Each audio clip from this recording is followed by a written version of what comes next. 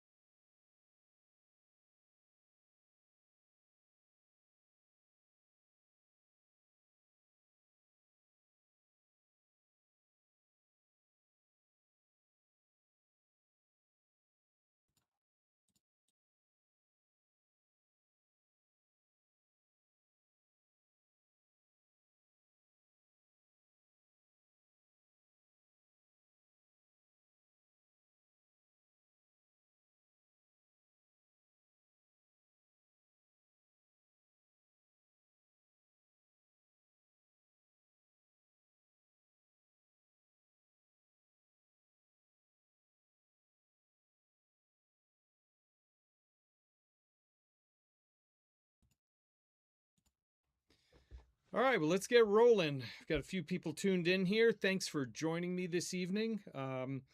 Everybody fell asleep in my house, so I figured I'd head on over and what better way to spend a Saturday evening than jumping into the Hebrew, Greek, and Aramaic of Ecclesiastes.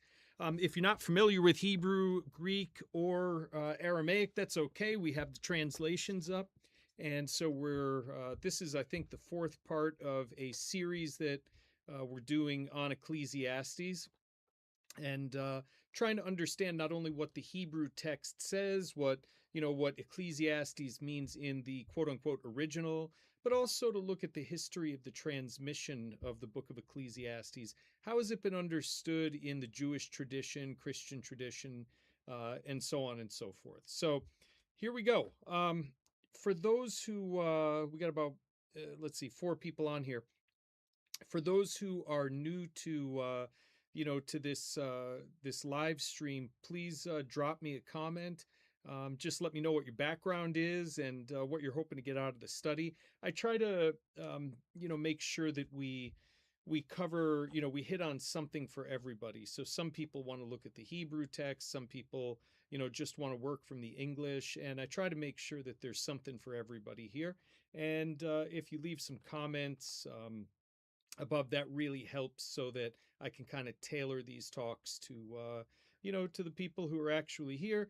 If you want to support the channel and the work that I'm doing here, please consider purchasing a super right next to the chat box there, and that just helps me to continue doing what I'm doing and hopefully to get the some improvements here on the technical side of things. All right, let's get rolling. So just because I don't know who's actually tuned in right now, let me just do a really quick review of what I've covered in the previous videos. So let me just scroll here. I want to make sure everybody can see everything. And all right, so Ecclesiastes chapter 1 and verse 1 in the Hebrew, Divrei Qohelet ben David melech b'Yerushalayim. So literally, the way I translate it is as the words and affairs of Qohelet, the first 2 words there, the words and affairs of Qohelet. The ESV that I have posted there, it says the preacher. And yeah, okay, it might mean preacher, it might mean something else. And the truth is, we're not really sure. Let me just move this over so we can kind of see as much as possible. I've worked as a paid Bible translator in the past, and what I can tell you is that when you have to publish a translation, you've got to publish something. And there are plenty of cases in translating the Bible where we have these what we call hapax legomena. They're forms that only occur one time, or words that only occur a few times, and we don't always know what they mean. Sometimes the exact meaning of these terms is lost, and Qohelet is one of them. So the translation here goes with the preacher. I just say Qohelet. That's the Hebrew term. We don't know what it means, or at least we can't be sure as to what it means, and so I leave it at that.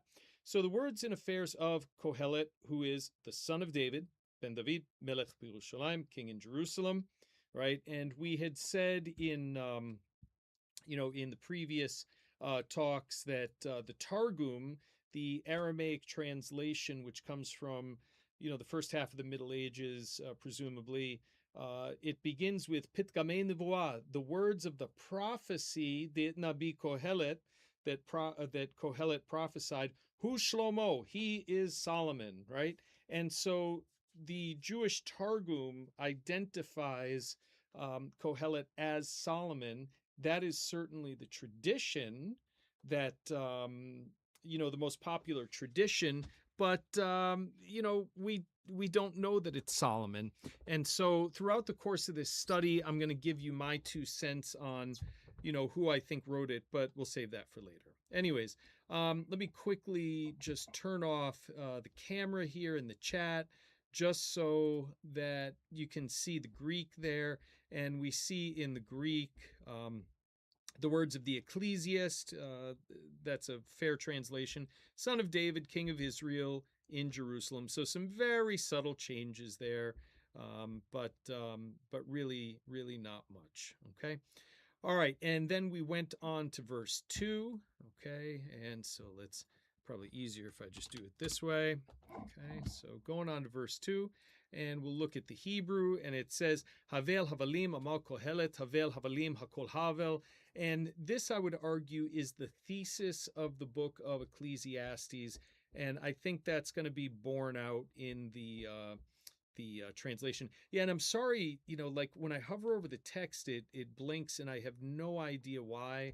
It doesn't do that on my screen, but for some reason in OBS, the transmission, it is what it is. So I apologize for that. We'll when I get a tech team assembled, we'll try to figure out what's going on there. All right.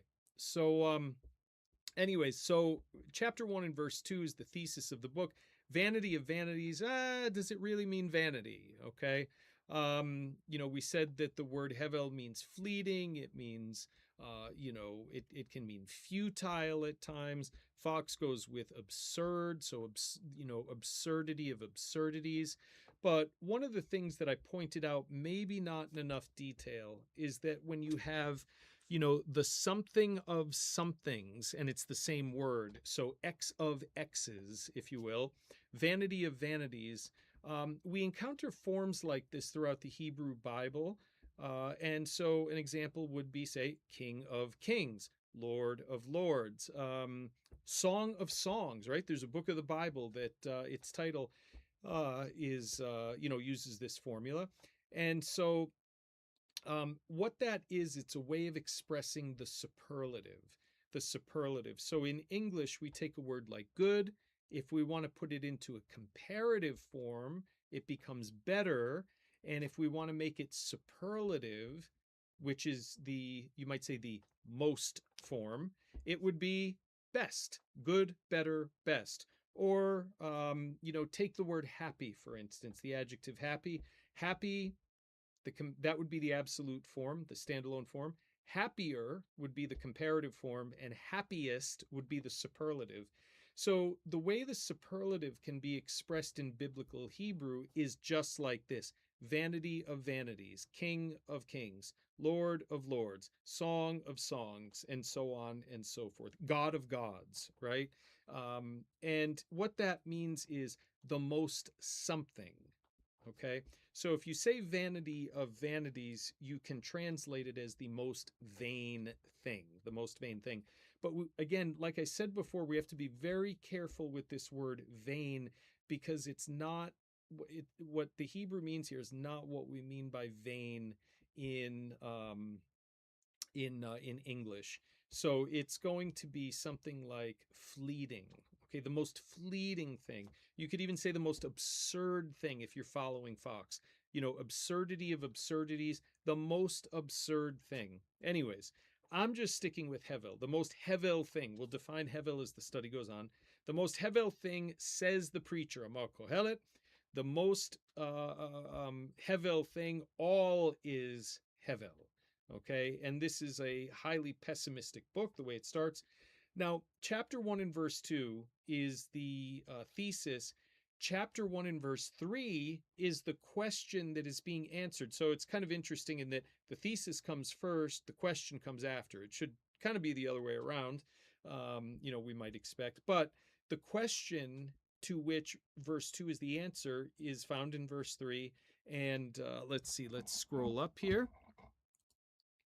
And just want to give a big shout out to my friend Rob, who's helped set me up with this computer and the monitors. Rob, thank you so much. It really does take a village to do these things, and I thank you for your generosity. Everybody, give Rob a shout out in the comments. All right, so chapter 1 and verse 3 in the Hebrew. Okay, so what lasting gain is there? That's how I would render it. What lasting gain is there to a man in all his toil that he toils under the sun? That means in this life. So under the sun means in this life. Okay, and that's the answer. And that's the question. The answer to it was back in verse 2. Okay, everything's hevel, which is a way of saying nothing. When chapter 1 verse 3 asks, what gain does a man have? The answer is nothing. There is no lasting gain because everything is hevel. Okay, so you kind of have to read verses 2 and 3 together. Now in verse 4, let's scroll down. We kind of looked at this last time.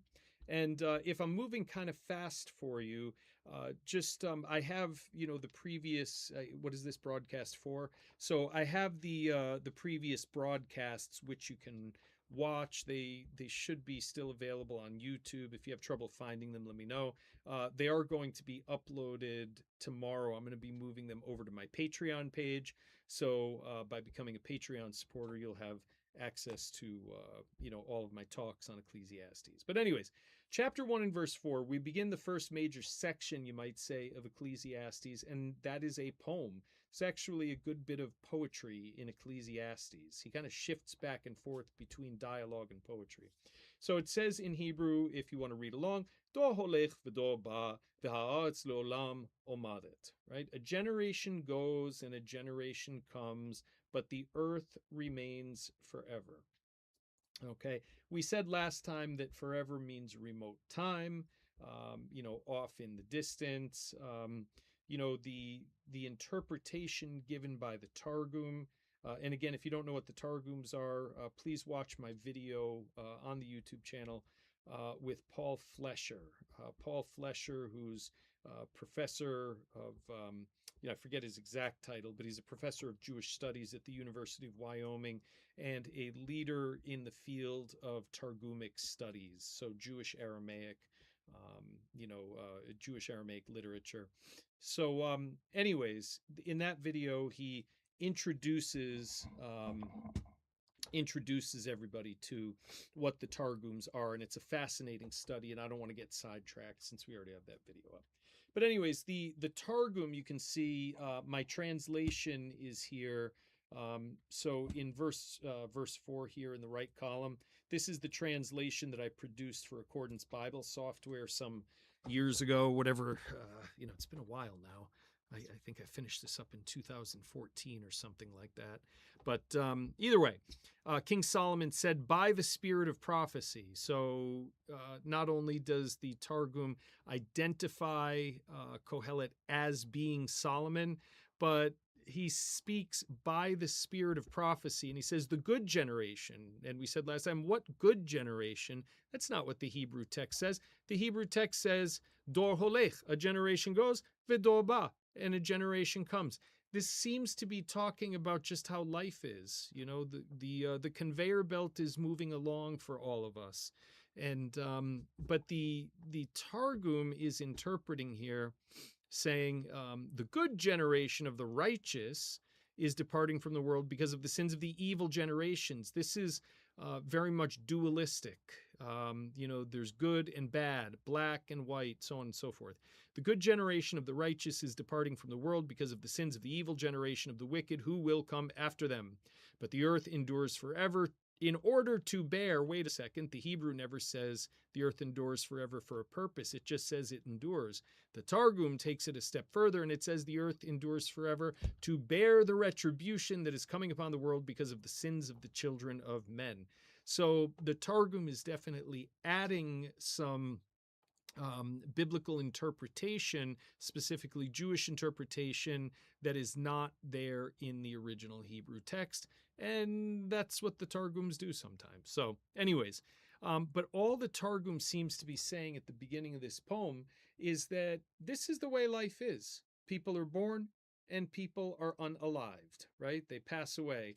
And, but the earth is all that remains forever. So remember, what is the question that Qohelet is asking at the beginning? What lasting gain does a man have?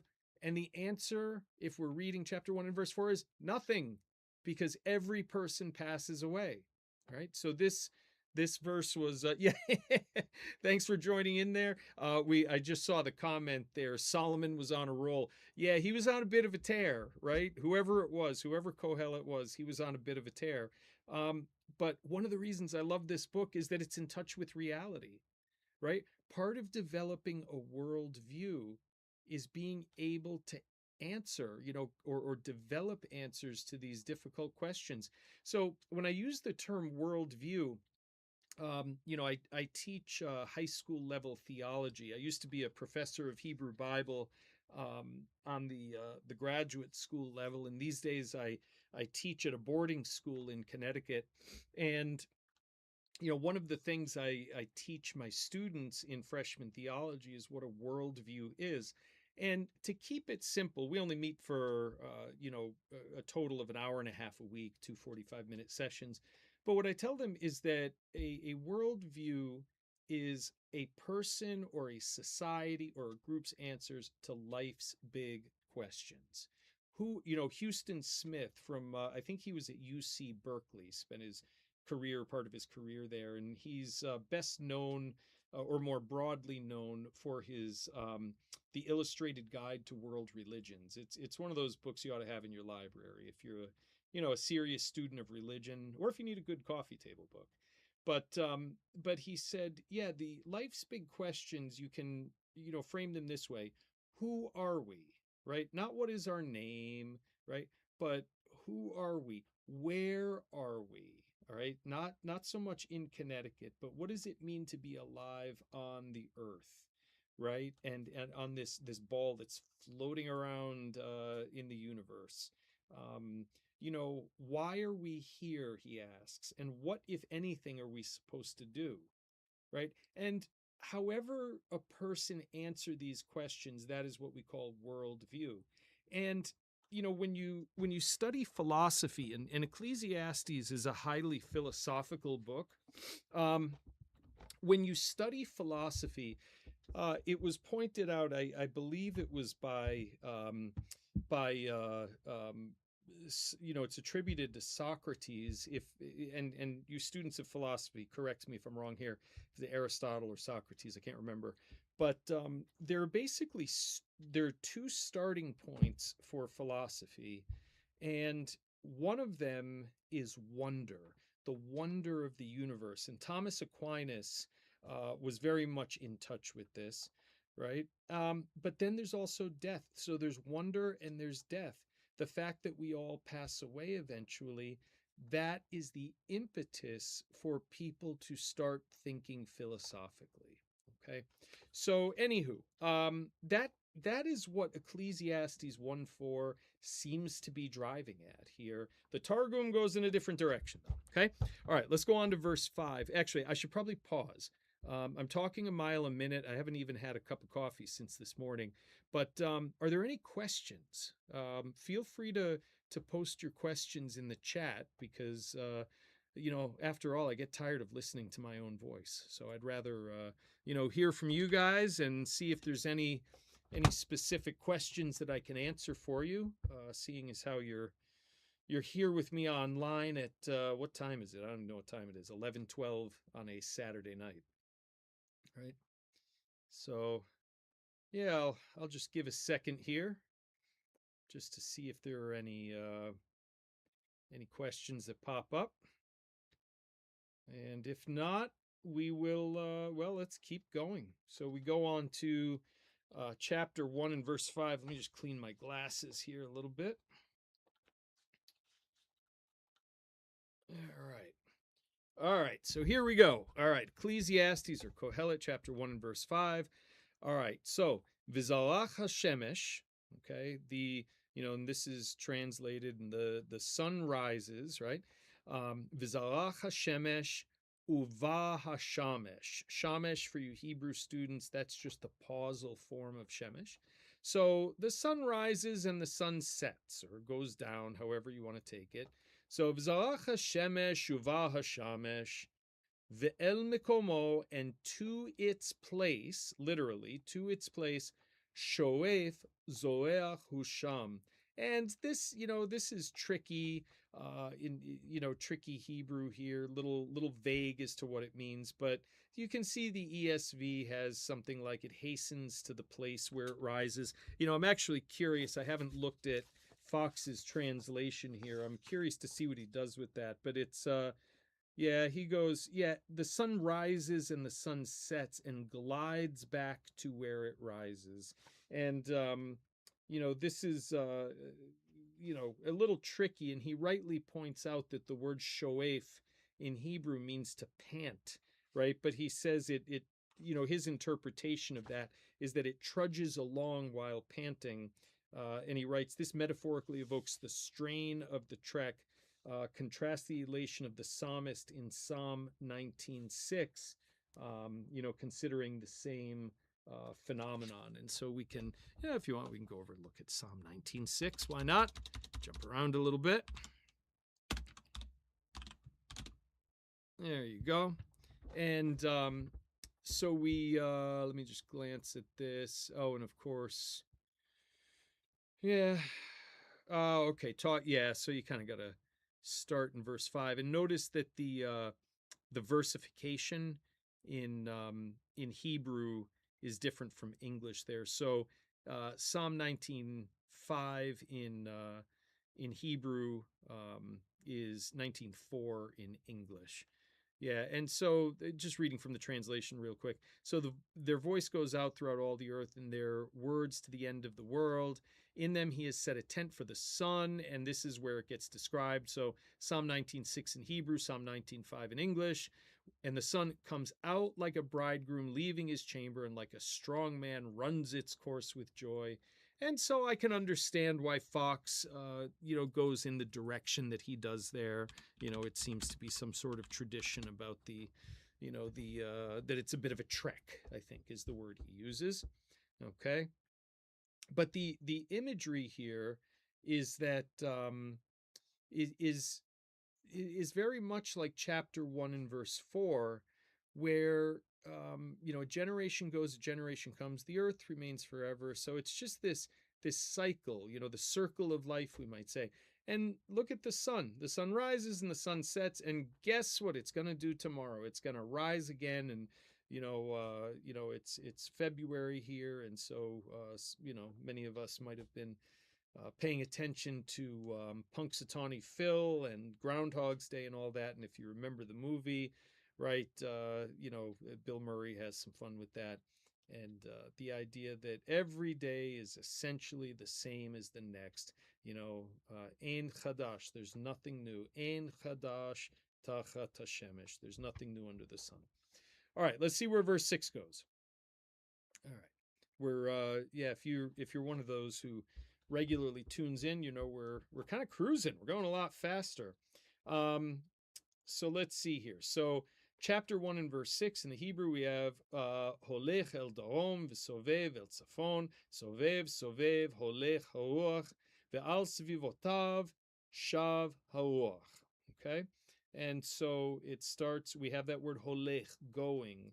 Okay, so holech el darom, it goes to the south. All right. Visovev el tzafon, and it returns to the north. What's it talking about? Is it the sun? We're going to see no. So it goes around and around. What goes around and around? Haruach, the wind. The wind goes around and around. and on its circuit the wind returns. I mean, it's almost as like the image of the jet stream in a way, that kind of thing, that the wind just keeps circling and circling. Does it ever go anywhere? No, it never goes anywhere. It just keeps going and going and going. Yep. Oh, sorry, I just saw the comment there. Is it a little bit low? I'm actually leaning so far back in my seat. I'm wondering, if I move my microphone here. I apologize. Yeah, the mic is actually pretty good. I think it's my positioning of the mic. Let me know if this is coming through a little bit better, and I'll try not to lean back so far. I get a little lazy sometimes. I don't have it that close to me either. I could probably do that. But all right, here we go. So, yeah, so we're starting to see now, just if we scroll through the text, right, looking at verse 4, a generation goes. There we go. All right, so the mic's closer. You can hear me better. I'm going to turn it up even a little bit more. Just put the gain up a little louder. Let me know if that's too loud. But generation goes, generation comes, right? And then we get the sun goes round and round in verse 5. Verse 6, then we have the wind. But I want to just read this in Hebrew. And even if you don't study Hebrew, I want you to just listen to it so that you hear the rhythm of the text. It's very important because when we study a text, it's not just, or when we communicate, it's not just what is said, it's how it is said. Okay. And I want you to hear the rhythm of the text. And of course, this is not the original pronunciation. Okay. This is the Tiberian pronunciation, but we get the idea. So just reading from verses 4 through 6 in Hebrew, just to listen to it. So do holech vedo ba v'ha'aretz leolam omadet. Verse 5. V'zarach hashemesh uva hashamesh ve'el mikomo shoef zoreach husham. Okay. And then verse 6. Holech el darom v'sovev el tzafon sovev holech ha'ruach ve'al svivotav shav ha'ruach. And so it's not a perfect rhythm, but it's not it doesn't have the a rhythmic sense of what you might get in standard prose. Okay. All right. Now, just let's look at some exegetical insights here by looking at the Septuagint. So this is the ancient ancient Greek, right? And chapter 4, a generation goes, a generation comes, and the earth stands forever. To stand, to remain, it means the same thing. Okay. All right. So nothing much there. That's pretty literal translation. Now we go to verse 5. The sun rises, the sun goes down, and draws along to its place. Presumably, they didn't quite know literally what shoef meant in Hebrew. There might have been some guesswork there, but it really does preserve the sense of it. So a pretty good translation there, I would say. All right. And then when it rises there, verse 6, when it rises there, it goes to the south and circles to the north. It circles, going in circles, so proceeds the Spirit, and on its circuit, the Spirit returns. Now, this is interesting because in Greek, the word nephma, right, or pnephma, if you're using the modern pronunciation. Whoops. Sorry, I just clicked the button there that I didn't mean to push. Let's get you out of here. There we go. It means both spirit and wind. So if you're familiar with John chapter 3 in the New Testament, when Jesus is talking with Nicodemus, he says, I'm thinking in the King James here, the wind blows where it listeth, I think, is how the King James read, right? The wind blows where it listeth. The wind blows where it wills, and you hear the sound thereof. So is everybody who is born of the Spirit of God. And so pneuma is both wind and spirit, and that's what makes such a beautiful play. That comes out here in chapter 1, verse 6. It's interesting that the New English translation of the Septuagint went with spirit instead of wind. I really don't understand why. It just seems so natural to go with wind when that's an equally viable option. But there you go. Um, Having a look at the Targum, let's go back to verse 4. What does the Targum do? And as you can imagine, it's very expansive. We've already looked at verse 4, the good generation or the righteous generation, the evil generation, right? Sounds like something out of the Dead Sea Scrolls. The sun, verse 5, the sun rises daily in the east and the sun sets in the west at night, and it crawls to its place, continuing along the path of the deep and rising on the morrow from the place from which it rose the day before. All right, good. That's, not terribly different from the Hebrew. Okay. It goes along all the south by day, verse 6, and it returns to the north at night on the path of the deep. Ever circling around, it goes to the north side in the period of Nisan and Tammuz, Babylonian months. And on its circuit, it returns to the north side in the period of Tishri and Tevet. So this is, seeking to be, um, meteorologically accurate, I guess you could say. And so it goes out from the windows of the east in the morning and enters the windows of the west in the evening. Okay.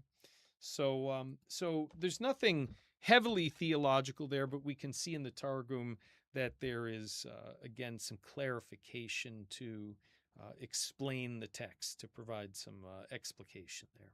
Okay. All right. Any questions? Any questions? I want to thank everybody for tuning in. We're looking to hit, our goal is to hit 5 supers for this broadcast. And, when we hit 5 supers, I'll do a kind of a live Q&A session for everybody. You could just tune in, ask whatever questions you want. But we're looking to do 5 supers. And so if you're interested in doing that, you can show your support right here by clicking on, the dollar bill sign there. And your support really helps me to continue doing what I'm doing. As you can see, the camera's not great. I'm going to wait till we get some financial support because I can't drain my personal bank account for this. I want to hang on to my wife. You know what I mean? Another way you can show support for the channel is by going over to my Patreon page, Biblical Languages and Literature. And head on over there and becoming a member. You gain access to all of my unabridged videos. It's getting to be quite a large library, and your support just allows me to keep doing what I'm doing. All right. So let's just pause for a second. I got to get myself a glass of water. So if you could give me 60 seconds, I'm going to leave the text up. I'm just going to mute my camera and microphone for just a sec, get some water, and then we'll be back and we'll do a few more verses.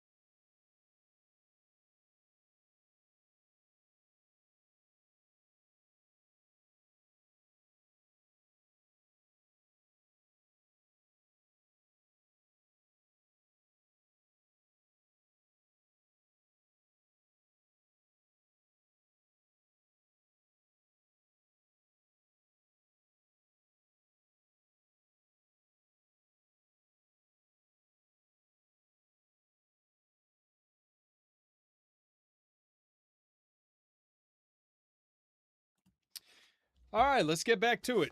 So thanks for your patience there.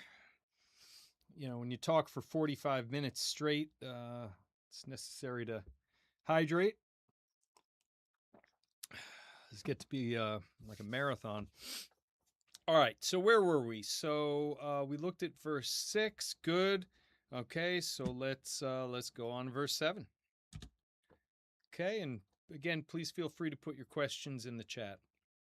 All right, so Kol hanchalim holchim el hayam. So all streams or all wadis run to the sea.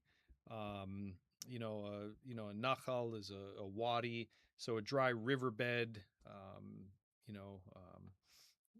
So all run to the sea. Great imagery if you've ever been down to the Dead Sea. The water runs down. You can have a perfectly dry, clear, sunny day at the Dead Sea, but perhaps there's been some rain up in the Judean highlands, and all of a sudden these dry riverbeds, these wadi beds, they just fill up all of a sudden.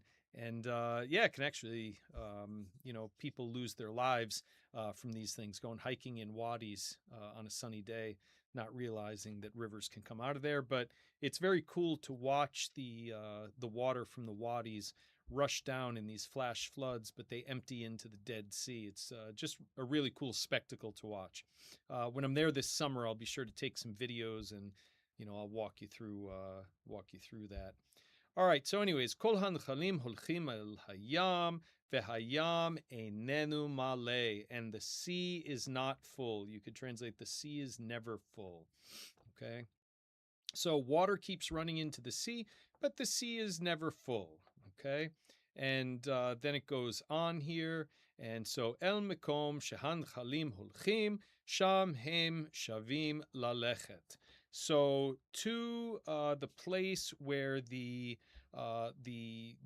wadis flow, or where they go, there they return again. You might say literally, they return to go. Doesn't work out quite literally in English, but you get the sense of it. This is essentially just the water cycle. So what we're told is that generations come and go, and it just keeps going round and round. The earth just keeps spinning, right? The wind goes round and round. The water cycle goes round and round. The sun is on a circle, right? On a circuit. All right, and let's have a look over here too. What does the Targum do with it? All streams and springs of water flow forth to the ocean's water, which encircles the world as a ring, yet the ocean does not ever fill up. To the place which the streams flow forth, they return there to go forth from the water channels of the deep. Okay, a little expansive there, but it preserves the sense of it. All right, verse 7, in the Septuagint, all the wadis go to the sea, and the sea will not be full. To the place where the wadis go, there they turn back to go. Same thing. All right, verse 8, Kol hadvarim yigeim. So all things, you could say all words, but all things. Now, this is the same word, by the way. I said at the beginning of Ecclesiastes, we talked a little bit about the word davar. Man, I don't know why this is blinking every time I highlight something. Just don't get it. If anybody's a techie out there, please let me know if you have any suggestions, because it drives me crazy. But in chapter 1 and verse 1, it says, Divrei Qohelet ben David melech b'Yerushalayim. And so I had said before that divrei can mean the words and affairs of, the things of, right? So it's not just words. So when we come down to verse 8 and we see this word again, you notice that the translation doesn't say all words are full of weariness. It could mean that, okay? But it's translated as all things are full of weariness, equally legitimate translation. But all things, all words are full of weariness, and man cannot utter it. Okay, lo yuchal ish ledaber. Okay, a man is not able to express it, might be a better translation. Okay, lo tisba ayin lirot. So the eye is not literally sated, filled with seeing, okay? Velo timale ozen mishmoa, and the ear from hearing.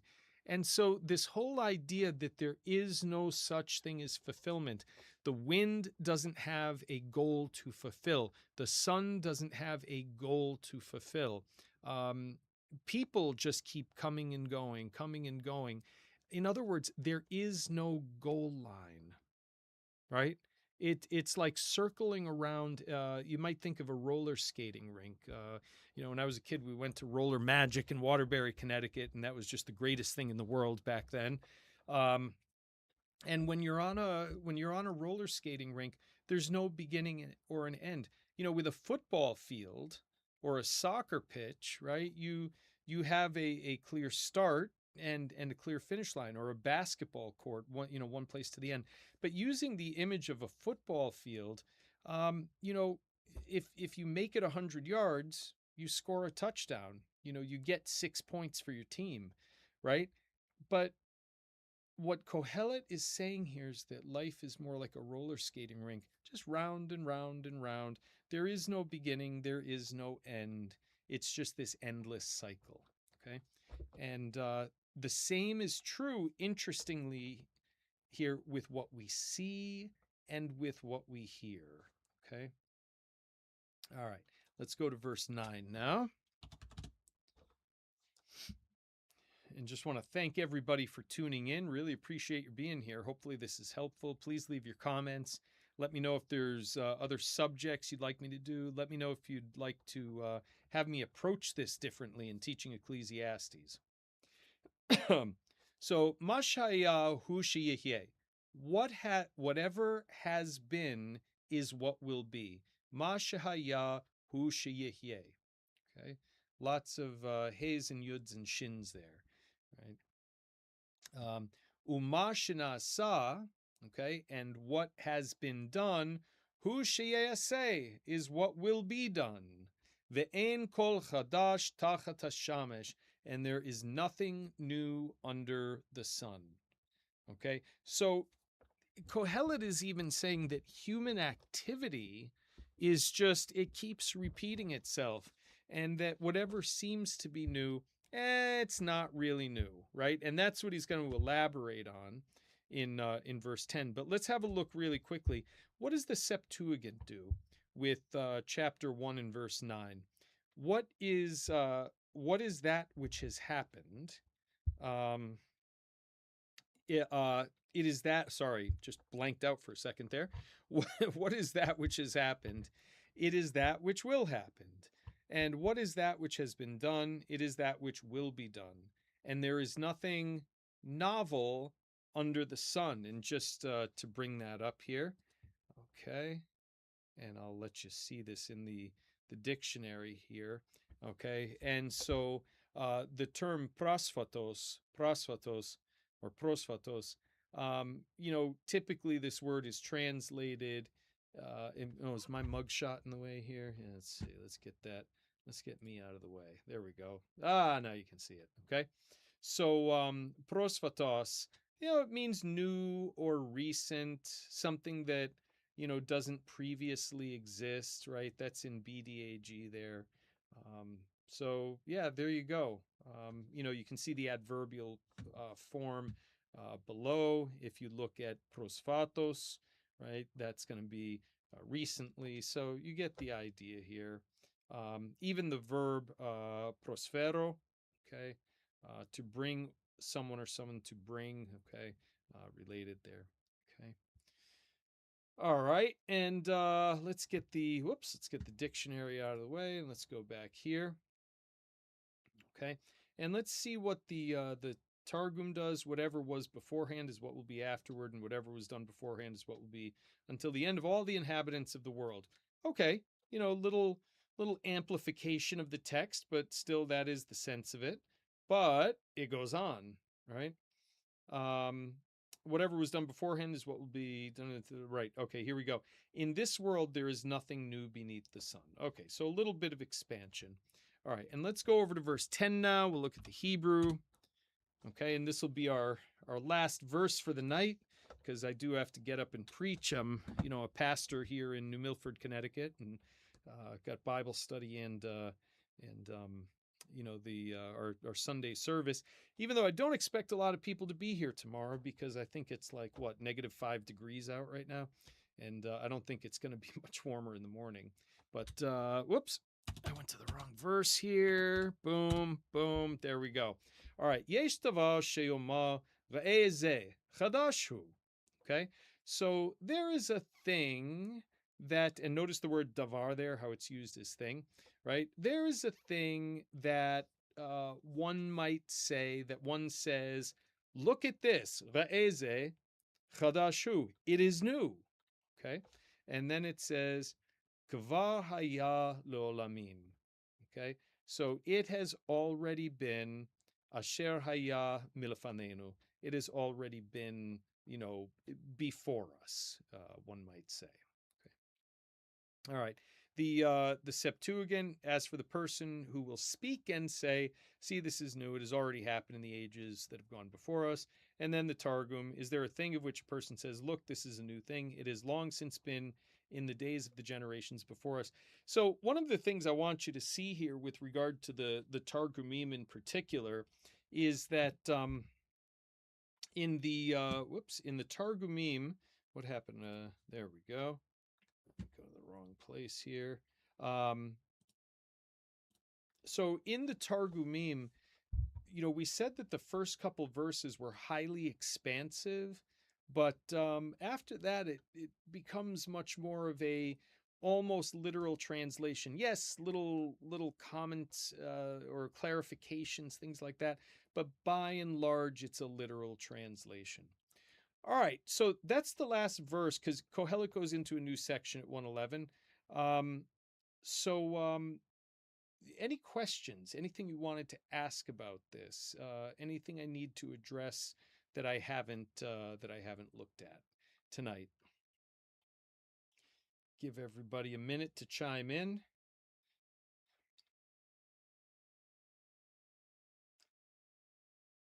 Any questions on Qohelet chapter 1? With regard to the Hebrew text, the theology of it, the Septuagint, the Targum, history of transmission? No? All right. Cool. Well, I just want to thank everybody for tuning in tonight. Again, consider becoming a supporter of the channel, becoming a member of the channel on YouTube, maybe helping out, with by showing support here. You can see this in the comment section down below. And then, becoming a member on the YouTube channel, becoming on the Patreon page, that really helps me. The support there really helps me to continue doing what I'm doing. All right, everybody, I'm going to sign off. It's hopefully been a profitable evening. Thanks so much for tuning in, and we'll catch you on the flippity flip. All right, see you next time, everybody.